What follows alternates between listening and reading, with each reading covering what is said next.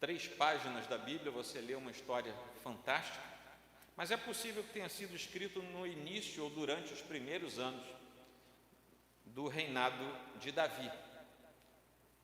Embora a história se refira a algo anterior, mas é possível que os escribas que o redigiram, ou como alguns creem, o próprio Samuel, alguns eruditos creem que foi Samuel quem escreveu, mas não importa, nós não temos certeza disso, mas o fato é que é muito provável que, embora a história seja anterior a Davi, o texto tenha sido escrito no começo. Provavelmente Davi precisava afastar algumas dúvidas a respeito da sua posição de rei, ou de como ele chegou a ser rei, e a razão por que nós suspeitamos disso é por causa do finalzinho do livro. Os últimos versículos de 18 a 22 são uma genealogia muito curtinha para dizer exatamente de onde Davi apareceu. Então isso provavelmente é uma resposta da monarquia para que os duvidosos soubessem que Davi de fato surgiu de algum lugar, né? Ele não foi uma abdução qualquer, não apareceu ali do nada, mas ele tinha o porquê ser o rei sobre Israel. Esse texto, ou seja, a história de Ruth, está encravada no meio do período dos Juízes. E o último sermão foi num trecho dos Juízes, e eu falei de Juízes, eu falei para vocês sobre o quão tenebrosa foi aquela época para o povo de Deus. Mas o livro de Ruth é como se fosse um pequeno bálsamo no meio daquela escuridão toda. É como se fosse um pontinho de luz e de esperança, de coisa boa acontecendo no meio da desgraceira que foi a história, foi a sequência das histórias que nós lemos em Juízes. É uma espécie de passagem e nos coloca bem nesse meio ponto. É uma espécie de passagem que antecede os atos de Samuel, que foi o último juiz, aquele que, sendo uma espécie de jurisconsulto do seu tempo, fez a passagem entre o governo assistemático dos juízes e o governo sistemático da monarquia. Moisés vem depois Josué, e depois esse tipo de comando se dissipa, o povo fica com lideranças sazonais, conforme Deus derramava graça para libertar o povo e dar um pouco de sossego e paz, mas aí caía tudo de novo. No meio dessa confusão está a história de Ruth, ali dentro disso tudo. As circunstâncias não eram muito comuns, porque nós sabemos que elas tinham saído de Belém para Moabe, para uma terra que era inimiga, na verdade, era uma terra de inimizade. Belém significa a casa do pão, e elas saem da casa do pão porque passavam fome na casa do pão, e foram morar em Moabe. Então, é cheio de simbolismos. Os nomes que aparecem no texto de Ruth são muito simbológicos, né, em suas significações, para nos mostrarem que havia uma razão de ser, de aqueles personagens estarem ali. Os moabitas já tinham atraído Israel para viverem sob idolatria, sob pecados, né? Vocês podem ver isso lá em Números 25. Era um povo que contrastava com a santidade de Deus, mas por alguma razão aprouve ao Senhor que para lá fosse a família de Ruth, a família de Noemi, que era a sogra de Ruth. Então Noemi sai com toda a sua família, Elimeleque, que era o seu marido, seus filhos, e vão morar em Moabe. E lá se desenrola uma parte da história que nos explica o porquê que eles voltaram para Belém, na região de Belém, entre Belém e Efrata, que é também bastante significativa, porque Miqueias 5:2 nos lembra a respeito de quão pequeno e insignificante era Belém e Efrata, mas que dali veio o Salvador, texto que é repetido depois no Novo Testamento. Então a história de Ruth é um cenário excelente para mostrar a graça divina que salva uma mulher gentia, moabita, pertencente, portanto, a um povo estranho e inimigo de Deus, alguém de origem vergonhosa, porque vergonhosa, porque os moabitas tinham como origem aquela história estranha do incesto de Ló com as suas filhas, e dali vêm os amonitas e os moabitas, dois povos originários de uma confusão sabida e narrada pela Escritura em Gênesis capítulo 19. Mas essa mulher, procedente desse povo, é enxertada no povo da aliança pelo ato poderoso do próprio Deus, e de tal maneira enxertada que passa a fazer parte da ascendência do próprio Messias, da ascendência do próprio rei Davi. E ela se torna alguém enxertada não apenas para a salvação, mas para um destaque na história do povo da aliança. Então esse é um livro que nos conta algo muito peculiar e nos ajuda a entender que o Deus daquele tempo é o mesmo Deus de hoje, e se Ele fez coisas miraculosas e estranhas acontecerem, não nos assustemos se Ele continuar fazendo coisas miraculosas e estranhas em nosso tempo, porque afinal de contas é o mesmo Deus. Então este é um livro que conta a história de uma pequena família, nem numerosa ela era, mas nós, por outro lado, sabemos que cada família é uma célula ordenada por Deus a fim de cumprir para a glória do Senhor determinadas ações, cumprindo também os propósitos eternos de Deus. Então entenda que a sua família pode ser pequena. Semana passada falamos de uma família que era insignificante, deu um up na vida e no final teve uma infelicidade como a família de Gideão. Mas esta família de hoje é uma família que vai ser tomada pela graça de Deus e que vai ter um final feliz. Então, principalmente as irmãs que gostam de novela, espero ter errado agora nessa, mas que gostam de uma boa história romântica, se nunca leram, leiam, e se já leram, releiam a história de Ruth. Vocês vão gostar, e vão ler bem rápido, porque é pequenininho. Então vamos lá, gente, eu preciso dar para vocês um pano de fundo. Esse pano de fundo, ele é pautado em duas palavrinhas: fé e obediência. Quando a gente olha para os capítulos anteriores, nós vemos que em Ruth, capítulo 1, há uma família com momentos extremamente difíceis, precisando sair do lugar em que estavam para não morrerem de fome. E como eu falei, saem de Belém e vão em direção a uma terra estranha, a uma terra estrangeira que não era apenas distante e de gente que falava outra língua, que tinha outros costumes, mas era uma terra de gente inimiga do povo de Deus. Para Noemi isso ficou mais dramático ainda, porque lá, estando lá, ela perde o marido, fica viúva e perde os 2 filhos. O que naquele tempo queria dizer: eu estou totalmente abandonada. Uma mulher viúva e sem os seus filhos era alguém que ia parar na sarjeta. Literalmente falando, era essa a perspectiva que ela tinha a partir dali.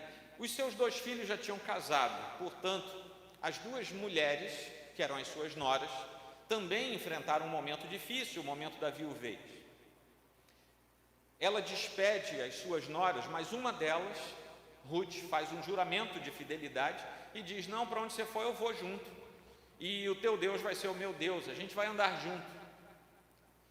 Noemi ainda tenta dizer: não, você não precisa fazer isso, mas ela insiste, e a partir dali nós nos esquecemos da outra nora, porque ela vai embora e a gente não sabe mais dela, mas Ruth e Noemi continuam sendo personagens importantes, e há ali a narrativa de um recomeço maravilhoso para aquelas 2 mulheres. E naquele instante, tanto Noemi quanto Ruth começam a ser restauradas e começam a viver uma nova fase na sua vida, só que naquele instante elas ainda não sabiam disso. A gente sabe porque já leu a história toda, mas elas ainda não sabiam. É bem possível que você enfrente dificuldades, vicissitudes, amarguras, tristezas, e que Deus, que já conhece o final da sua vida, saiba que daqui a pouco você não enfrenta mais nada, mas você ainda não sabe, porque a página da sua vida ainda não foi virada. Eu já virei a página, que de Ruth já sei o final da história, mas Ruth e Noemi ainda não sabiam disso, e é muito provável que ao longo da nossa caminhada enfrentemos momentos que parecem que não vão ter mais jeito. Só que o resultado para a nossa vida é que vai ter jeito, porque o Senhor já virou a página, Ele já conhece, Ele já sabe o que vem depois.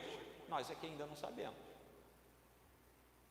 Mas é exatamente porque nós sabemos quem é Deus, que nós precisamos sossegar a nossa alma, precisamos largar a ansiedade, a preocupação, o terror que nos assola, e saber se Deus fez isso com Noemi, se Deus fez isso com Davi, se Deus fez isso com Salomão, se Deus fez isso com tanta gente ao longo da Escritura, Ele vai fazer comigo também, porque afinal de contas eles eram filhos de Deus, eu também sou, e aquele mesmo Deus é o meu Deus, então vai dar tudo certo no final.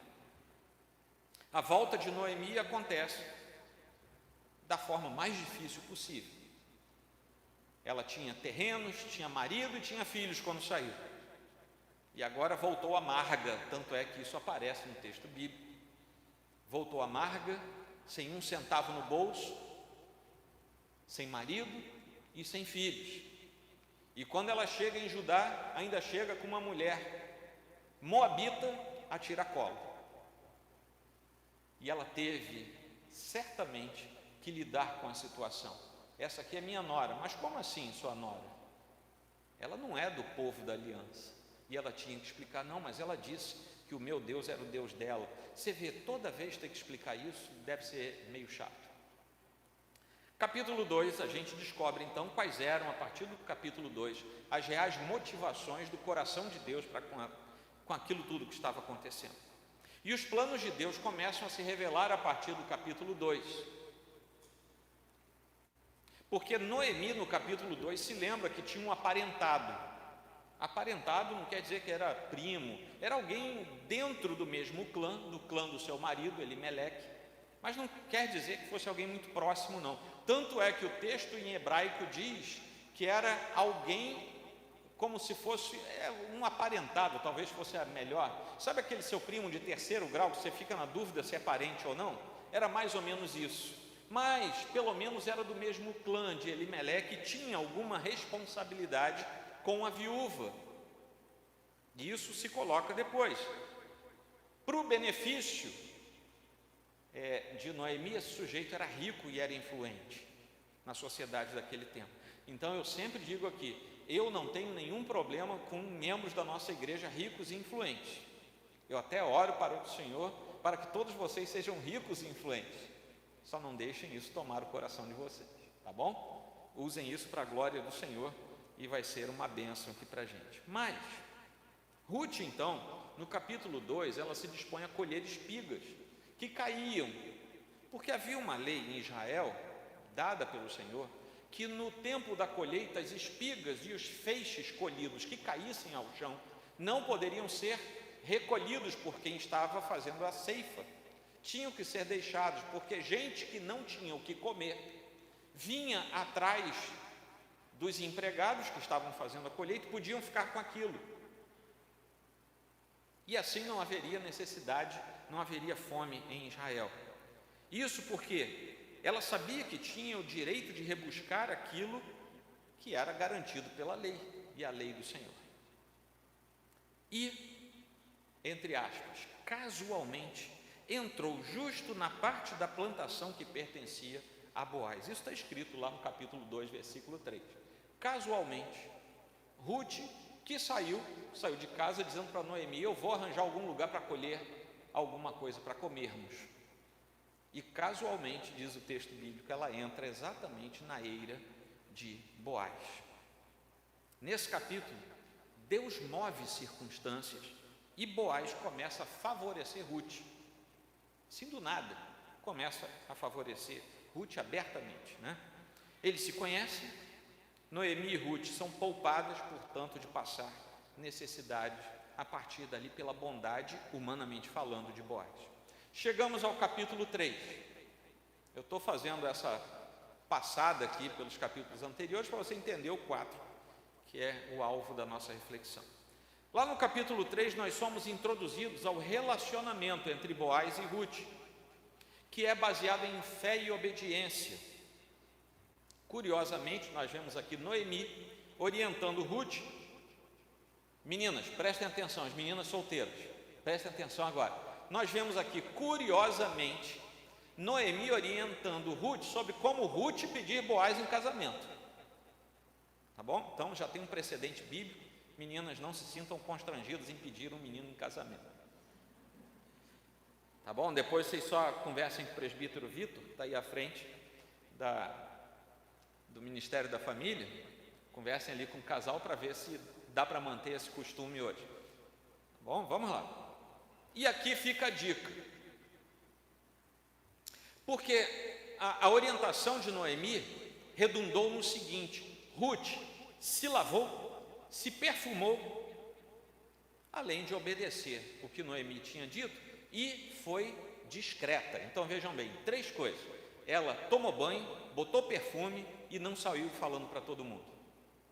Meninas, fica a dica: tomem banho, usem perfume e não saiam falando demais.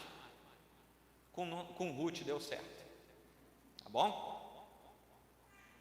E o capítulo é muito poético, o capítulo 3 é muito poético, trata de questões de ordem moral, tem linguagem literária, assim, meio cronística, e que chama muito a atenção da gente.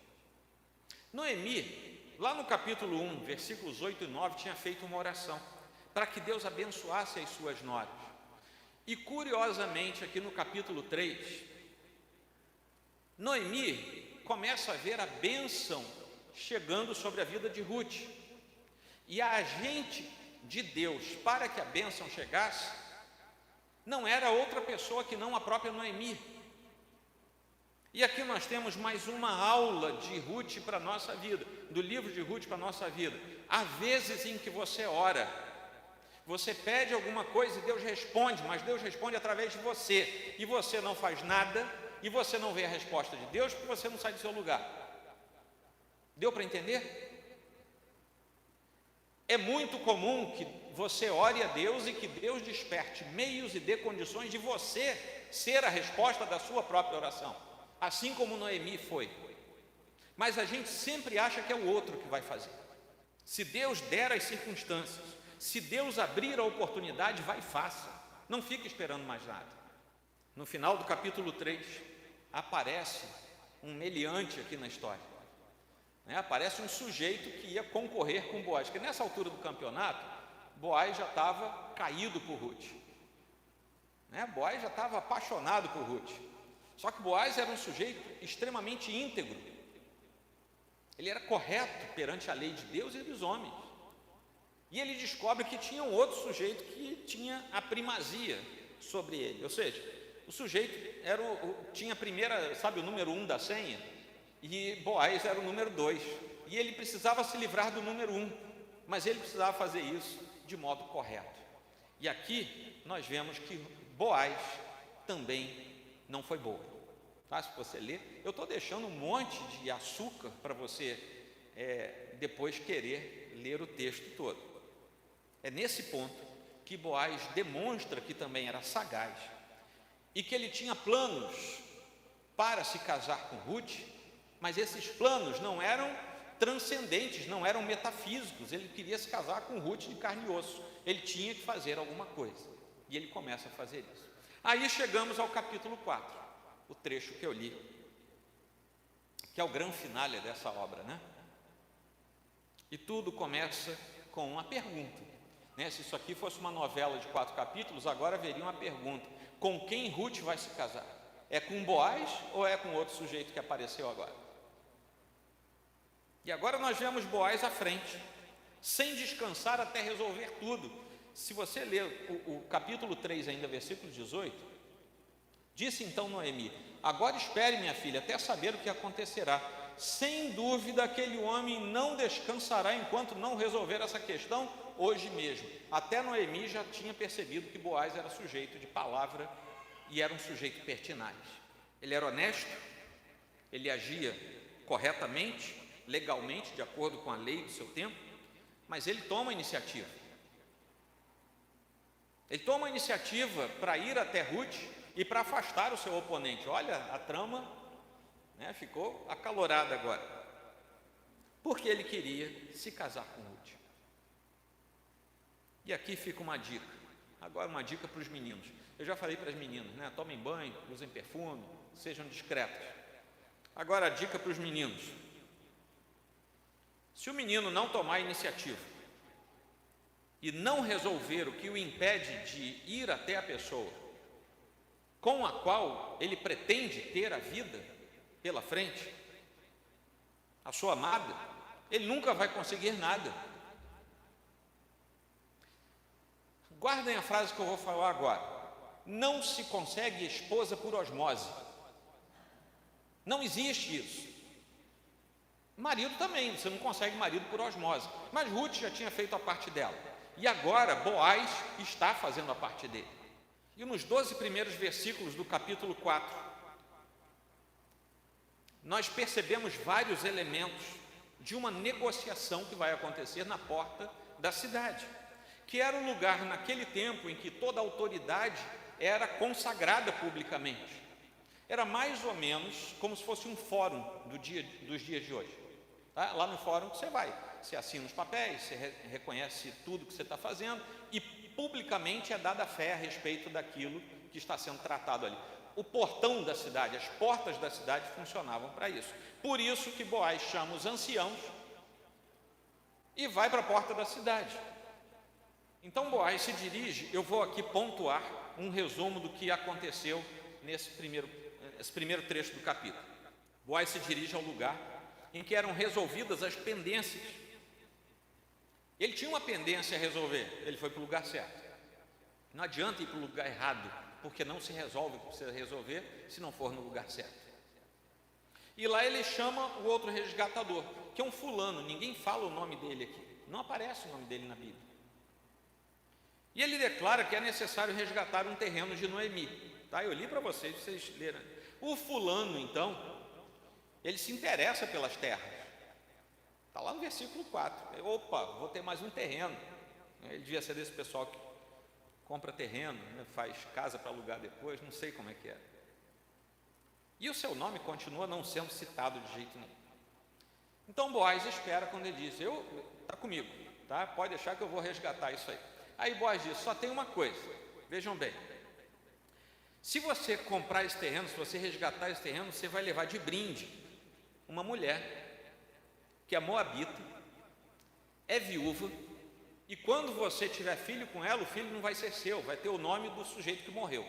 O fulano parou e falou assim, então não quero não, porque o interesse dele era apenas em mais um pedaço de terra. O interesse dele não era numa mulher estrangeira, viúva, e pela lei do levirato, quando ele se casasse com Ruth, o primeiro filho não levaria o seu nome, seria descendente do primeiro marido de Ruth, e não dele. Essa era a lei do levirato.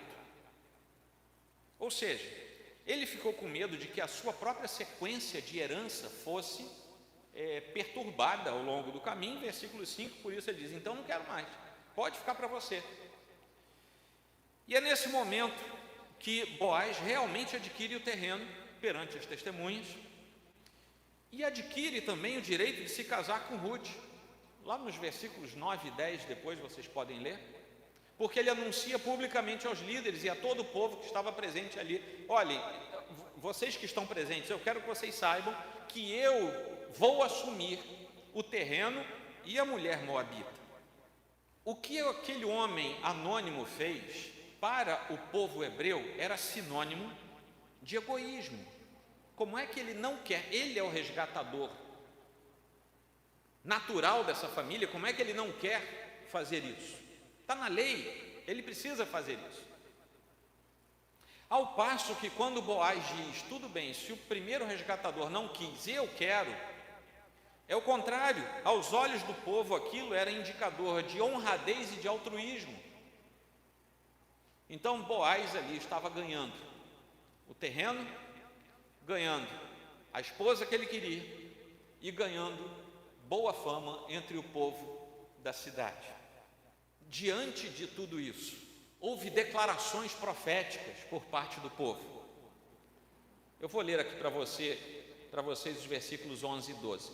Os líderes, isso logo depois que ele falou que ia ficar com terreno e com Ruth, os líderes e todos os que estavam na porta confirmaram: Somos testemunhas, faça o Senhor com essa mulher que está entrando em sua família, está falando de Ruth, como fez com Raquel e Lia, que juntas formaram as tribos de Israel. Seja poderoso com Efrata e ganhe fama em Belém, falando agora para ele próprio, para Boaz. Versículo 12: e com os filhos que o Senhor lhe conceder dessa jovem, seja a sua família como a de Pérez, que Tamar deu a Judá. Isso aqui tinha uma mensagem clara, porque quando eles desejam profeticamente que Ruth seja como Raquel e Lia, o que Raquel e Lia fizeram foi gerar todos os príncipes de Israel. Mas todos os príncipes da nação étnica de Israel já estavam gerados. Isso aqui era uma profecia que aquelas pessoas não faziam a mínima ideia de que estavam proferindo, porque faltava um príncipe para Israel. Aliás, um príncipe para o Israel espiritual. Faltava um príncipe que ainda precisava nascer e que nasceu da descendência dessa mulher que agora estava entrando em Israel. Na verdade, aquele povo levado por alguma alegria indizível que, creio eu, o Espírito Santo deu a eles, estavam dizendo que essa mulher gere o príncipe que haverá de reinar sobre todos os príncipes, o próprio Cristo, o Messias. Só que eles não sabiam disso. Nós sabemos, porque já lemos a história. Quando eles dizem que Boaz tenha valor e boa fama em Belém, Efrata, esses são lugares associados profundamente a Davi e depois profundamente associados ao Messias. Você, Belém Efrata, tão pequenininha, nem é lembrada, não estava no mapa. Eu já falei isso para vocês aqui em outro sermão, não constava no mapa, mas de lá veio o Salvador. E elas falaram aqui que você tenha boa fama em Belém e em Efrata, e que a casa de Boaz seja como a de Pérez. Através dos filhos de Boaz e Ruth, assim como Ruth, Tamar também foi rejeitada por Onã. Depois você pode ler essa história, que é uma história meio tenebrosa também, está lá em Gênesis 38.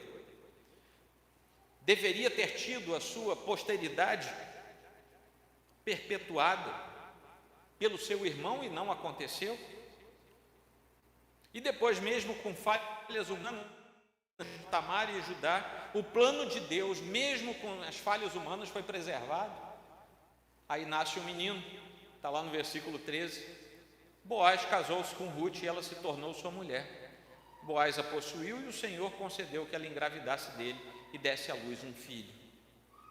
Seu nome foi Obed, que quer dizer servo. E esse nome, curiosamente, foi dado pelas vizinhas, né? Nem toda vizinha vai perturbar você, não. Tem muita vizinha bacana. Essas aqui deram um nome muito bacana para o menino, Obed.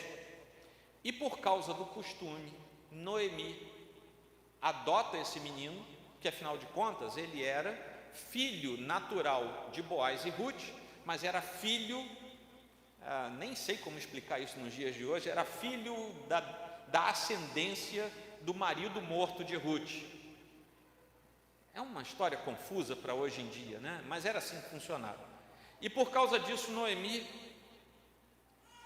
vai cuidar desse menino, o Obed, que seria o descendente de Malom, o filho morto de Noemi. Malom queria dizer fraco. Noemi perdeu fraco e ganhou servo. E a história de Noemi, então, muda de sorte, como houve a mudança do significado dos nomes. E Noemi, por causa disso, indiretamente se coloca na ascendência do próprio Davi e depois do próprio Jesus Cristo. Ao final dessa história aqui, então, é um final feliz, né? Eles se casam, têm filhos, que vão dar descendência farta e preservada por Deus, a tal ponto que Boaz depois vai ser o bisavô do rei Davi, e alguém da ascendência do próprio Senhor Jesus, o que aparece lá em Mateus e em Lucas, no comecinho, você vai ver isso, principalmente Mateus 1, de 1 a 17, você vai ver isso literalmente lá. Tudo começou com uma moça moabita, convertida a Javé, Os versículos finais de 18 a 22 nos mostram a geração de Pérez, que é aquele que rompeu a saída, né? Até Davi, o grande rei, e essa genealogia é completada lá em Mateus 1, de 1 a 17. Se você pegar esse pedacinho aqui de Ruth e você depois ler Mateus 1, você vai ver que as coisas se completam. Nós não sabemos quase nada de Obed, sabemos quase nada dele. Sabemos só um pouquinho mais sobre Jessé. Foi esse Jessé que Samuel foi visitar, e na sua visita ungiu Davi, e nós temos aí a aparição do rei Davi sendo ungido ainda um jovenzinho lá em Belém. O futuro rei no lugar de Saul, o rei apóstata. Davi, o homem segundo o coração de Deus. Boaz era o bisavô de Davi. Entenderam a história? Agora eu vou falar de dois atores principais, um homem e uma mulher. Até porque nós sabemos que pela criação do Senhor só podem haver homem e mulher. Mas há dois aqui que nos chamam a atenção. O que havia de tão especial nesse homem, Boaz, para que Noemi o escolhesse e incentivasse Ruth até ele? Boaz era filho de Raabe, a prostituta que foi salva dos escombros na invasão de Josué a Jericó. Vejam bem que a vida de Boaz já não era uma vida promissora. Era o filho de uma prostituta, mas uma prostituta estrangeira, assim como Ruth, que tinha sido convertida pelo poder do Senhor e tinha sido incorporada ao povo da aliança. Essa mulher estrangeira se casa com Salmão. Lá em Mateus 1:5 você vê isso, você vê, né, a conexão entre eles. Pode não parecer que haja algo espiritual nessa história, mas Boaz demonstra sua fé ao tomar determinadas decisões de maneira correta, íntegra, sempre dentro da lei e sempre dentro da sabedoria de Deus. Isso também é uma atitude espiritual. Ele se dispõe a lutar sempre de maneira correta por aquilo que o seu coração desejava, que era se casar com Ruth. Nada ilícito, nada fora dos princípios da lei foi feito por ele, enquanto ele se preparava para vencer a disputa que lhe daria a prevalência sobre Ruth. E quando a gente lê a história de Boaz, a gente pode entender na prática o que é uma pessoa que vive de acordo com o Salmo 119, seguindo a lei do Senhor todo o tempo. Se você quiser na Bíblia, há outros, mas se você quiser um bom exemplo biográfico de alguém sobre quem não se fala tanto, mas tudo que se fala pode ser encaixado no Salmo 119, esse alguém é Boaz. Agora eu queria fazer uma breve aplicação sobre isso, sobre esse homem. E eu vou pedir que os homens prestem atenção e que as mulheres ouçam o que eu vou falar para os homens. Todo mundo a postos? Nós precisamos ser mais como Boaz, que retinha e escondia a palavra de Deus no seu coração e que se permitia ser regulado pela sabedoria do Senhor. Muitos no meio da igreja conseguem de fato ser regulados pela palavra, mas falham quando vão usar da sabedoria, usam a sua no lugar da sabedoria de Deus. Aí falha tudo, naufraga. Segundo, nós precisamos aprender a respeitar Deus acima de tudo e logo, imediatamente, respeitar as nossas esposas.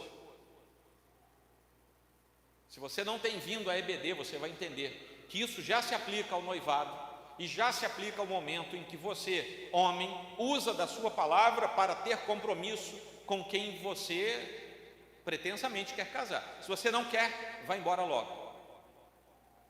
Não existe ficar no meio cristão. Isso é uma invenção. Ou você começa sendo homem de verdade ou não comece. Agora, se você é homem de verdade, não fique titubeando, vai lá e faça alguma coisa, meu Deus. Não vai ser por osmose, vou repetir. E aqui há subaplicações que eu vou fazer. Homens crentes de hoje precisam ser menos machistas. E eu não estou falando do machismo à luz desse feminismo doentio, desequilibrado que está nos nossos dias. Estou falando aquele machismo que também é doentio, tá? Desequilibrado também. Menos acomodados, meninos que não crescem. A síndrome de Peter Pan parece que entrou no meio da igreja de Cristo, e a gente tem um homem barbado de 40, 50, 60 anos que não sai do nível de adolescência. Ai de nós se Boaz fosse assim. Segundo, nós não podemos, por outro lado, porque a gente não quer ser isso tudo, a gente não pode virar frouxos, não pode virar subserviente, porque senão a gente vai seguir o exemplo de um sujeito infeliz na Bíblia chamado Acabe, o rei, que fazia tudo o que a mulher dele mandava, Jezabel, e destruiu o povo de Deus por causa disso. São dois extremos e a gente não pode cair em nenhum dos dois. Terceiro, homens cristãos tampouco podem pensar o contrário, ou seja, não, eu não vou ser tudo isso, então agora também, se eu ajudar a minha mulher em casa eu sou frouxo. Não fui para esse lado. Homens, as mulheres estão gostando dessa, né? Mas vocês também vão ouvir daqui a pouco. Então fiquem esperando. Um homem que não consegue, basicamente, tá? Não estou falando se tornar perito nisso, mas não consegue basicamente limpar a casa. Olha só, gente, olha o que o pastor de vocês está falando. Um homem que não consegue basicamente limpar, não consegue arrumar nada em casa, não consegue fazer um ovo frito, não sabe nem cozinhar o ovo, bota água para ferver que o ovo cozinha sozinho, não sabe, não está pronto para casar, e se já casou tem que aprender a fazer essas coisas. Sabe por quê? Porque no dia do casamento você falou diante do pastor e da igreja, e diante de Deus acima de tudo, eu vou cuidar dela, e um dia que ela estiver de cama, e você não tiver dinheiro, você vai fazer o quê? Se você não consegue passar um espanador, se você não tem capacidade de varrer uma sala, e você não sabe fazer um ovo com arroz para sua mulher comer, ela vai fazer o quê? Morrer de fome? Não mandei você se tornar um faxineiro premiado, nem um chefe de cozinha. O que eu estou falando é, se você não consegue sair da inércia nessas coisas básicas, você não está pronto para casar, vai aprender a fazer isso. E depois tira uma menina de casa. Se já casou e não sabe, dá para aprender, se arrepender do seu pecado. Homens precisam tomar decisões, precisam ir adiante, precisam avançar. Homens não podem ser letárgicos. Como eu falei, precisam deixar de agir como meninos, ficar esperando as coisas acontecerem a vida toda. Precisam agir como líderes. Precisam tomar iniciativa, porque afinal de contas, Deus nos chamou para dirigir, para encabeçar, para cuidar, para amparar. E se a gente não sabe fazer isso, está tudo errado. Vamos nos lembrar finalmente que o homem, se o homem não consegue tomar a iniciativa, resolver o que impede de ter a sua amada como esposa, ele nunca vai conseguir nada, vai perder o timing, é como se ele não se interessasse. E a terceira vez que eu vou falar hoje, não se consegue esposa por osmose. Você não vai dormir e acorda com um lampejo assim, sabe, o anjo desce, vai lá que a fulana está te esperando. Não existe, meu filho, vai à luta. Amém, homens? As mulheres gostaram de ouvir isso? Eu vou falar agora da mulher. Ruth é um alvo prático de oração, uma oração proferida por sua sogra, Noemi, lá em 1:8, como eu falei, que pede o favor de Deus para Ruth. E a confirmação vem nos versículos 11 e 12, aqui do capítulo 4, em que o povo e os anciãos proferem aquela bênção que eu já falei para vocês, e com isso nós podemos afirmar algumas coisas, que Deus cuida dos seus, e que nada vai interromper a bênção determinada pelo próprio Deus para as pessoas que são dele. Ruth chegou com luto e com tristeza de volta lá em Judá, e agora está sendo erguida muito acima das suas expectativas. Ela só pensou em acompanhar Noemi não morrer de fome, mas como Ruth, nós também precisamos aprender a esperar no Senhor, porque a providência de Deus é aquilo que vai não apenas nos sustentar, como nos mostrar a resolução para as nossas angústias. Vejam bem, não é esperar diante da vida, é esperar no Senhor. Crente tem mania de confundir essas coisas, sentar no sofá e ficar esperando tudo acontecer. Isso não é esperar no Senhor, isso é esperar na vida. Esperar no Senhor é fazer tudo confiadamente de que o Senhor está à frente na sua jornada. E nós cuidamos de nós, é verdade, nós cuidamos de nós quando vivemos uma vida santa e piedosa diante do Senhor. Ruth somente se tornou mulher de Boaz depois de tudo estar de acordo com a lei do Senhor. E nós vemos aqui um exemplo claro de decência e de santidade no casamento entre aqueles filhos de Deus. Essa é a história dessa mulher. E agora eu vou aplicar para as mulheres. Prestem atenção, mulheres, e os homens agora ouçam. Nós precisamos encarar o fato de que nós somos guardados por Deus e que tudo que Ele determinou para nós acontecerá. Esse é o papel de Deus e a gente não pode fazer isso, quem faz é Deus. Nós também precisamos encarar o fato de que temos algo a fazer, e esse algo a fazer, via de regra, está de acordo com a perseverança em nossa santificação e nossa busca a Deus. Estou falando para as mulheres, isso não quer dizer que os homens também não aproveitem isso. Esse é o nosso papel, o papel de Deus é providenciar que tudo o que Ele já determinou aconteça. O nosso papel é perseverar em santidade diante dEle. Mas há coisas naturais, há coisas práticas a fazer, assim como eu falei para os homens, vou falar para as mulheres. As mulheres precisam voltar a ser mais femininas. Vivemos num tempo em que as mulheres parecem ogros cabeludos. As mulheres precisam se parecer com mulheres. O feminismo, ao invés de tornar a mulher mais feminina, tornou a mulher uma coisa mocoronga, sabe? Cabelo estranho. A mulher levanta o braço, você se assusta. Sabe? São coisas estranhas. Agora, se a mulher quiser ser assim porque ela quer, esse é o jeito dela, eu não vou falar nada. O problema é quando é porque os outros querem. E além de a maioria precisar voltar a ser parecida com mulher, tem que ter características de mulher.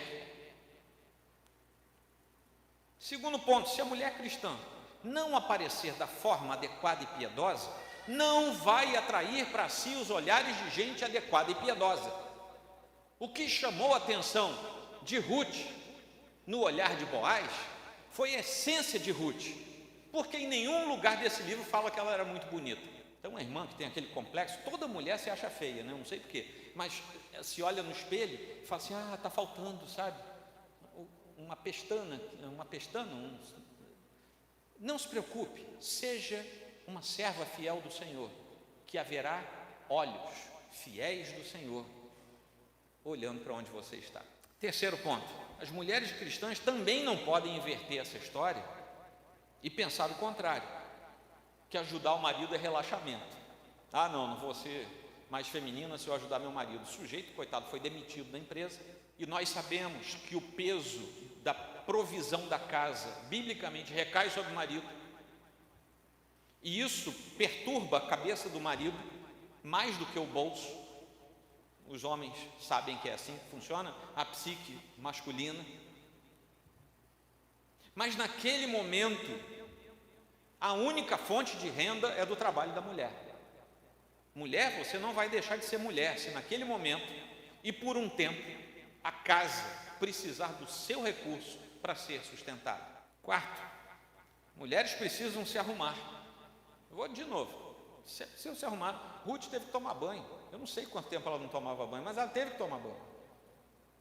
Botou aquele perfuminho, né? Se não tem dinheiro para um francês, vai ali na loja intermediária. Se não tem, depois você fala comigo que eu te dou receita para fazer um perfuminho. Mulheres precisam ser cordiais e educadas. Além de tomarem banho e usarem perfume, precisam ser cordiais e educadas. Por quê? Um homem verdadeiramente cristão sabe que o fruto desse casamento será filhos. E a mulher mulher precisa dar educação e cordialidade aos filhos. Se a mulher for um trator, primeiro que o homem fica com medo de apanhar, e segundo, que ela não vai cuidar dos filhos, não vai dar educação básica, não vai, vai criar monstrinhos, e homem nenhum quer isso como fruto do seu relacionamento conjugal. Finalmente, as mulheres crentes também precisam tomar decisões sérias. E quando houver oportunidade, entenda que se ela vem de Deus, você precisa dar o passo. Porque se você ficar escolhendo a vida toda, vai perder o timing também. Amém, irmãs? Que silêncio funéreo. Alguém precisa falar. Eu falei. Tem mais coisa para falar, mas o tempo não permite. Finalmente, terceiro ponto desse sermão. O resgate aqui no livro de Ruth segue um padrão. Esse padrão é estabelecido pela lei do Senhor. E toda essa história tem uma finalidade macro, que é nos mostrar o resgate do Senhor sobre a vida daqueles que Ele resgata para serem seus filhos. Existe uma narrativa macro, que é essa. Existe uma narrativa micro, que é apontando para a formação da família. Eu já falei da micro, agora eu vou falar um pouco da macro, nesse último ponto do sermão. Tudo que acontece aqui, eles irem até a porta da cidade, não se refere a nenhum problema de ordem jurídico. Vejam bem, não havia demanda jurídica, não houve uma queixa. Boaz não fez uma queixa contra outro sujeito, nem vice-versa. Era simplesmente a resolução de uma questão. Existe um terreno, existe uma mulher que ficou viúva e precisa que a lei do levirato seja cumprida. Você é o número 1, eu sou o número 2. Vamos resolver isso? Quem vai ter essa primazia? E a gente resolve isso diante das testemunhas. Era isso. Não havia uma demanda jurídica, era uma demanda, era um resgate de ordem social. Mesmo assim, o texto não invalida uma tipologia clara sobre aquilo que Jesus fez com relação a nós, ao nos resgatar dos nossos delitos e pecados. A igreja do Senhor é resgatada pelo poder de Cristo. E a narrativa de Ruth, aquilo que Boaz fez, é uma tipologia clara a respeito daquilo que Jesus fez conosco. E vamos deixar então que a Bíblia fale por si mesma. Toda vez que eu fizer assim, eu estou lendo um trecho da Bíblia aqui para vocês, tá bom? Vai ficar como se fosse uma narrativa, mas vejam bem. Nós podemos entender que resgate em teologia nada mais é do que o preço ou o pagamento que é feito para a nossa redenção. Como quando se diz que o Filho do Homem, que não veio para ser servido, mas para servir e dar a sua vida em resgate de muitos. Está lá em Mateus 20, 28, que são aqueles que constituem, na verdade, a igreja de Deus que Ele comprou com o seu próprio sangue, Atos 20, 28. E isso era algo absolutamente necessário, porque todos pecaram, estão destituídos da glória de Deus, sendo justificados gratuitamente por sua graça, por meio da redenção que há em Cristo Jesus, Romanos 3, 23 e 24, a fim de entendermos as palavras de Paulo, quando diz aos crentes já resgatados e já redimidos: não sabem que o corpo de vocês é santuário do Espírito Santo, que habita em vocês, que lhes foi dado por Deus e que vocês não são de vocês mesmos? Vocês foram comprados por alto preço, portanto glorifiquem a Deus com o seu próprio corpo. 1 Coríntios 6, 19 e 20. Para alcançar isso, Cristo nos redimiu da maldição da lei, quando se tornou maldição em nosso lugar, pois está escrito: maldito todo aquele que for pendurado no madeiro. Gálatas 3,13. Porque somente nele temos a redenção por meio do seu sangue, o perdão dos pecados. Efésios 1, primeira parte do versículo 7. E isso se tornou claro e prático para quem é salvo, pois ele nos resgatou do domínio das trevas e nos transportou para o reino do seu Filho amado, em quem temos a redenção, a saber, o perdão dos pecados. Colossenses 1, 13 e 14. E é por isso que a Escritura nos revela que o papel da redenção compete única e exclusivamente a Jesus Cristo, não podendo, portanto, por causa daquilo que a Escritura nos diz, existir qualquer forma de corredenção ou de corredentor ao lado de Jesus Cristo, pois há um só Deus e um só mediador entre Deus e os homens, o homem Cristo Jesus, o qual se entregou a si mesmo como resgate por todos. Esse foi o testemunho dado em seu próprio tempo. 1 Timóteo 2, 5 e 6. E finalmente a Escritura nos afirma que coisas materiais e até boas tradições, inclusive religiosas, são incapazes de nos redimir, porque não foi por meio de coisas perecíveis como prata e ouro que vocês foram redimidos da sua maneira de viver, transmitida por seus antepassados, mas pelo precioso sangue de Cristo. 1 Pedro 1, 18 e 19. Só a Bíblia falou até agora. No fundo, o que nós vemos é que a redenção não é o simples cancelamento de uma dívida. Às vezes a gente fala, né? A redenção cancelou a minha dívida, e a gente usa isso como crentez, mas no fundo não é apenas isso. A redenção é a total e completa paga pelos pecados. E quando o pecado é total e completamente pago, ele não foi apenas cancelado, isso é leve demais, mas ela realmente se torna inexistente. O pecador que foi redimido pelo poder do sangue de Jesus, ele não teve apenas o cancelamento, né? Não, tira daqui, põe ali no arquivo secundário, não é assim. Ele se torna inexistente. É muito mais profundo do que cancelar, é tornar inexistente. Isso é redimir. Quando a gente vai lá para as culturas antigas, quando havia o resgate de um escravo, e é daí que vem a terminologia do Novo Testamento, quando havia um resgate de um escravo, os mercados de escravo eram colocados geralmente próximos aos portos. O resgate queria dizer, quando havia resgate, queria dizer que o escravo não era simplesmente adquirido por um favor gratuito, mas queria dizer que um preço de resgate tinha sido realmente pago. E por isso o escravo deixava de ser escravo do antigo dono e passava a ser escravo do novo dono, e qualquer relação com o antigo dono era tornada inexistente. Ele não tinha mais relação alguma. No nosso caso, o que aconteceu conosco é que o dono original de cada um dos filhos de Deus, eleitos para a salvação, recebe pela redenção de volta a posse de um escravo que estava alienado e perdido. Cada um dos salvos, restaurados pelo Senhor, em sua dignidade e em sua salvação, é um escravo alienado e perdido que é restaurado à condição de ser propriedade exclusiva do novo dono, que na verdade era o dono original. Isso tudo porque ele próprio comprou do domínio das trevas e o transportou para o reino do Filho do seu amor, por um alto preço. E esse preço elevado é sempre o sangue de Jesus Cristo. Aquele versículo que eu li lá de Atos 20, 28.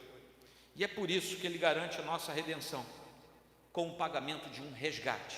É a extinção, não é apenas o cancelamento, é o desaparecimento.